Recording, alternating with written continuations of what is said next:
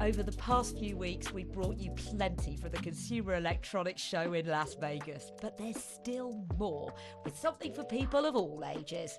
Anyone who's ever had a baby could probably tell you that it's tiring and it can be challenging. So I'm looking at some of the latest technology that hopes to help make parenting even just a little bit easier.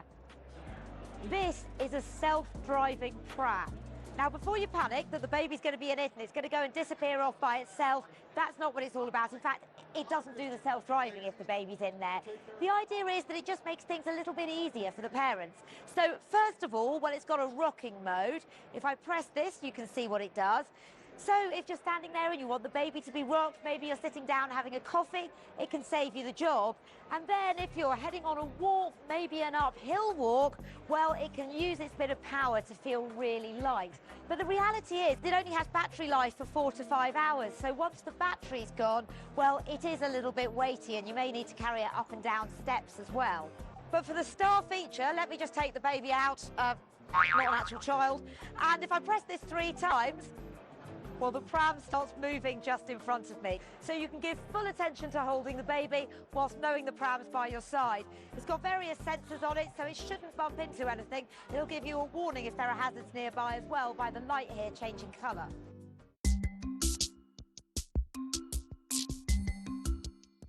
It almost feels like someone somewhere has thought of absolutely everything. This is an attachment to turn any baby bottle into a smart bottle. Please explain. Absolutely. So we all know that breast milk is liquid gold, but it doesn't last forever. So the minute that you express it, you've got to keep track of the time.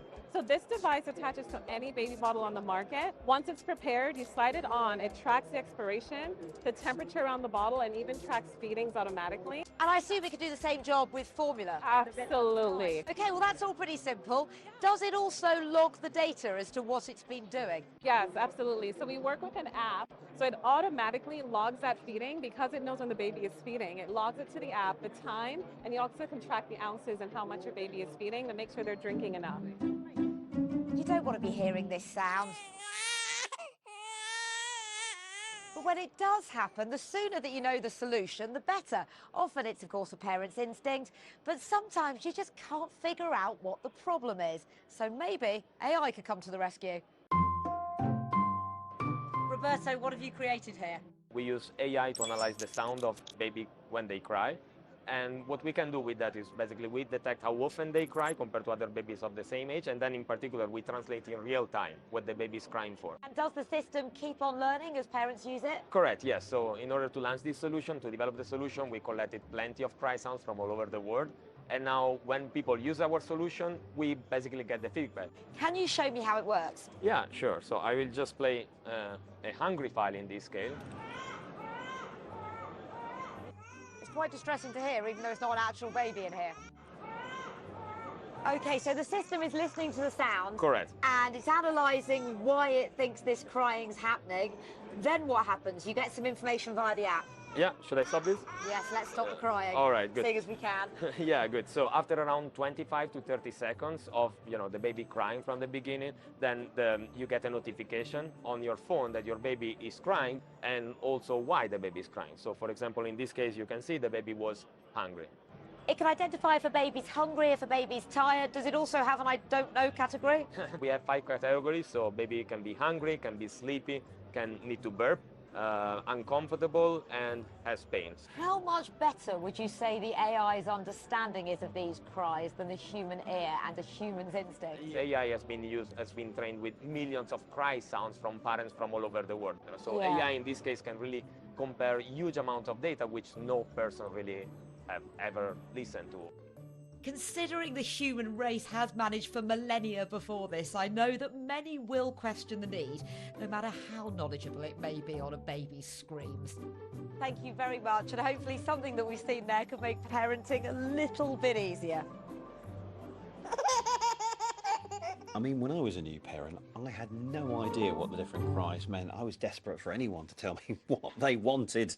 What did that cry mean? Oh, yeah, it's hard to remember that feeling of being in the midst of it, totally sleep-deprived, and you would just try anything. Absolutely. Although I also assumed every baby's cry was unique to them. I had no idea that a hungry cry was universally similar to other hungry cries around the world? Well, according to the data, it is. Okay. Now, let's talk drones. Remember when drones were first on the scene? I do. Loads and loads of hype. Everyone wanted to have a go at flying them, often without training and usually in the wrong place. Yeah, eventually they did seem to find their niche, which is discovering things around the world that you might not otherwise be able to see. And of course, filming it so you can share it.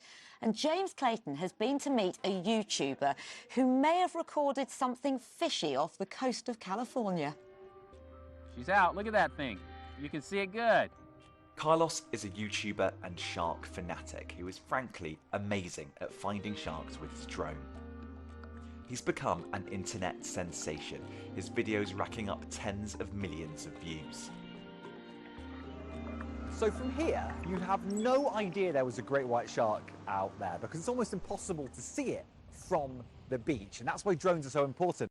So drones, when you're viewing a shark, you're not in the water with a shark. You're not swimming with a shark. You don't have a camera in the water that they can sense. You're basically viewing the sharks through a magnifying glass that they don't know is watching them. Here we go. Go. Finding a shark, though, isn't always easy. So I know where to fly. Okay, let's see if I can find this damn thing. They don't like the brown water. See, there's the shark right there. Oh, I see it. Yeah. So as I go down to it, you'll be able to see, and I'm rolling, I'm recording this. It's about a 9-foot shark. I'm guessing that's about 9 feet, yeah. From the sky, Carlos captures moments that would be hard to see with the naked eye. Look, he's doing something. He's doing something, right? Yeah. You see him turn fast? He turned right back toward that kelp. Oh, this is exciting. He's turning back toward it. Filming with Carlos is a pleasure, but I'm not the only one who wants to go out with him. Scientists who are also interested in Carlos's footage have taken an interest, including one local marine biologist who was with him when he filmed something he'd never seen before. In the days, both prior and the day of, we had seen very large sharks that had considerable girth on them. So it's a very wide looking shark. So I'm like, well, either that shark's eating very well, or it might be carrying some pups inside of it. Female just was acting erratically. She dove, disappeared, and guess what came up from underneath? This little bitty white, almost albino looking white shark. I think the word albino was just shouting out of her mouth, like albino, albino. And then we start to zoom in and I'm like, I'd never seen anything like this before. It was just white looking shark. So it's called a white shark. You know, that's the species, it's a white shark, but this shark was actually completely white in color. I was looking at the video, I'm like, the fins, they're differently shaped, they're more rounded. I'm like, that's not an older white shark, that's a very young white shark. This could be a newborn. I'm like, oh my goodness, this could be a newborn. One of the greatest mysteries in great white shark science is reproduction. The holy grail of white shark research is the birth of a great white shark. And I believe that that is probably the closest we've ever been to the actual birth of a great white shark. Phil believes the size and shape of the fins all point to a very young shark. He thinks the white layer could be residue from birth. If this is indeed a newborn white shark that still has this, what we call embryonic layer of mucus-like substance still on its body, never been seen before. So this would be the first case that we've seen such a thing. Who knows how old the shark actually is? Is it minutes old, hours old, days old, weeks old? But nowhere else in literature has such a finding ever been observed. But both men also say that this may be a skin condition. Other experts accept this could be a historic discovery, but that they need more evidence. Everything that we know about reproduction in white sharks comes from about 10 females that were killed that were pregnant at various stages of pregnancy. That's it. So we really don't know much, if anything, about white shark reproduction. So I've seen the footage of the shark, and it's really interesting, and it's beautifully shot, of course, and under great conditions. The problem that I have as a scientist is what we call a sample size of 1. Sure, this could be a newborn shark, or it could be a shark with a skin disease, or it could be a number of other things we haven't even thought of. but unfortunately, it's a sample size of 1. And a lot of people ask, well, what would it take to convince you that this is a pupping area? And I would say I would need to see babies coming out of a female.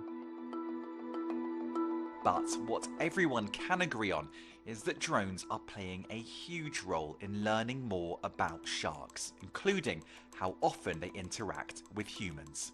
Are there any moments that you filmed where you felt nervous for the people in the water? I say yes. I'd be lying if I said I did not feel nervous sometimes.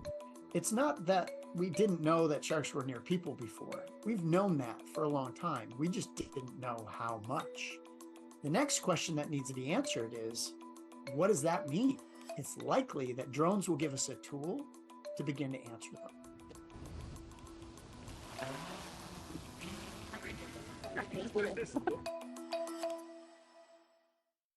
Wow, how fascinating was that? Absolutely, but that is all we have time for. Yeah, thanks for watching, and we will see you soon. Bye.